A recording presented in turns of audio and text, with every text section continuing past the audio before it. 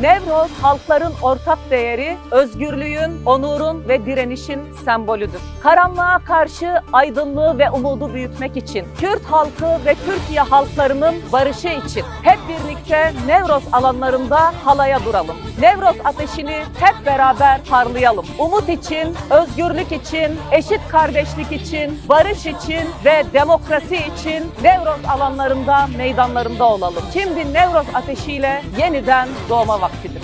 بخير هاتي نوروز بخير هاتي جيجنا بهاري نوروزا جيجنا حمود جلن ما بيروز بكن ورن ام نوروز دا هفرا قوان دي بكن ورن ام يكتيا خو كرد بكن بلا نوروزا 2026 ببي يكتيا جل كرد تكوشينا ما مزن كن برا ببي سدام اشتي بدرو جام نوروزا ما بيروز نوروزا جل ما بيروز